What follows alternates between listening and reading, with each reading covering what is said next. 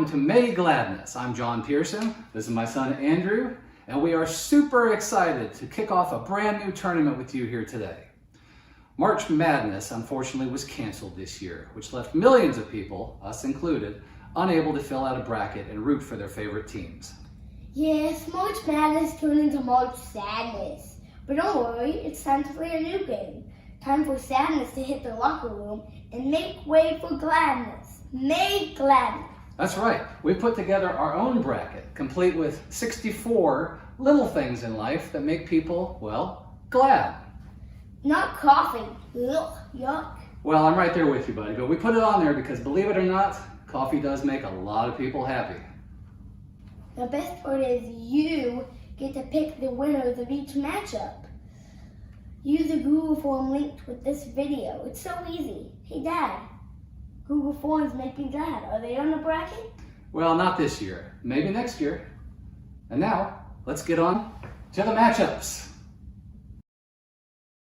We start things off in the happy region, where number 1 seed, reading a book, is paired off with $2 bills. Next up is the 8-9 matchup between Walt Disney World and watching sports. The 5 seed, Snow, goes up against 12 seed Puzzles. Then it's talking on the phone versus poetry. Stuffed animals versus crayons, and swimming pools versus flavored chapstick are 2 to keep a close eye on. 10 seed Spider-Man looks to knock off the 7 seed Napping. And closing out the region, we have the very popular, But not with us. well, not with us, but popular with other people, Coffee versus the underdog Libraries. Next up, it's the cheery region. Right out of the gate, we have top seed Hugs versus Tiny Marshmallows. Then number 8, Stargazing versus number 9, Cartoons. In the 5-12 matchup, Popcorn takes on board games. Then we find Traveling versus Blankets.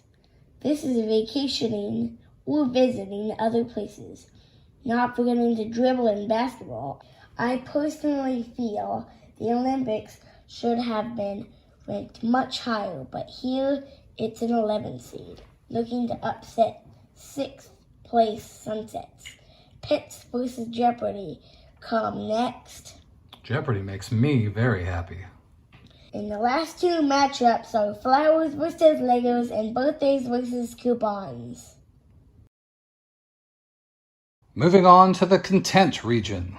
This first contest could be a real nail-biter. Chocolate versus puns. Some people love a good pun. Some people love a bad pun. Nobody loves bad chocolate, though. The winner will have a very intriguing matchup with either Baby Yoda or Bubble Wrap. Number 5, Compliments tips off against 12 seed The Wind in Your Hair, and 4 seed Pizza tries to stay on top against number 13, Reminiscing. Good times, good times. Hey, do people love Grumpy Cat more than working out? We'll find out with this next matchup, followed by Smiles versus Pillow Fight. It's a very even battle between back rubs and butterflies, and wrapping things up in the Content region is the 2nd seed Sleeping In versus 15th ranked Volunteering. Only one more region to go, and it's Joyful. Leading the pack is consensus number 1 seed The Beach, trying to kick Sam in the face of number 16 All You Can Eat Buffets.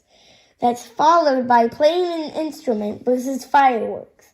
Rainbows tries to prove they deserve their 5 seed by holding off the upstart balloons. Cuddling pairs off against the high-flying roller coasters next. Then it's number 6 seed, The Last Day of School, versus 11 seed Bubble Baths.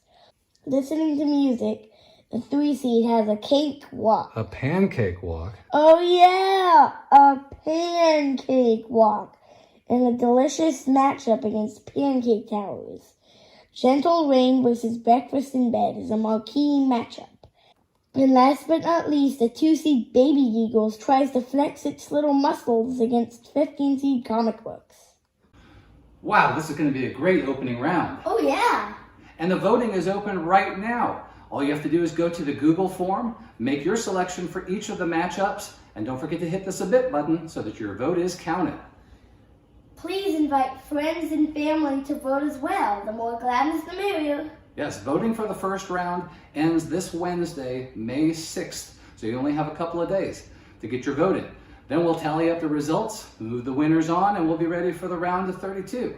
Now, before we take a look at a few key matchups in the tournament, Andrew has a math break. That's right, I've got a math question for you. This is for everybody watching, but especially my peeps in this always class. If there were 32 matchups in this first round and 16 matchups in the next, what will be the total number of matchups in the first two rounds? Think you know the answer? Leave it down in the comments below. Okay, now that the bracket has been revealed, let's talk about a few of these matchups. Every one of these contests is a toss-up. Everyone has an equal chance of winning. But let's talk about who we think are the favorites to win. Can hugs win out in the cheery region, or will someone else be able to take that top spot? Will there be a whole lot of rainbow lovers, or will balloons rise to burst that bubble? And will 8-seed Walt Disney World actually become one of their own princesses and shine as a Cinderella in this tournament? Andrew, who do you think has what it takes to go all the way? Well, I think top seeds, The Beach and Reading a Good Book, are going to go far. I also think I like birthdays out of the cheery region, and I'd really like to see Baby Yoda go win a few rounds. Maybe using the Force to go all the way to the Final Four even. Yeah, that would be nice to see, but I kind of think that chocolate or pizza is going to win out of the content region. Hey, don't sleep on sleeping in. That could surprise everyone. That's true. Let's talk about upsets now. Which of the lower seeds do you think has a good chance of beating its opponent? Definitely the Olympics can beat Sunsets. And I think Spider-Man has a good shot of napping, though Mama would disagree. What are you talking about? Just about every year there's at least one 12/5 upset. So this year, I think I'm going to take board games over popcorn. Ooh, bold choice. I like it. And that's a wrap. Remember to get your votes in by May 6th on the Google form. Yeah, and please tell everyone. This is going to be a lot of fun. Don't forget to come back on May 7th to vote for round 2 and let us know how we did. Leave us a comment and we would love to hear your predictions as well. For all of us here at the Pearson Network, I'm Andrew. And I'm John. And we hope you're having a blast with May Gladness. We are.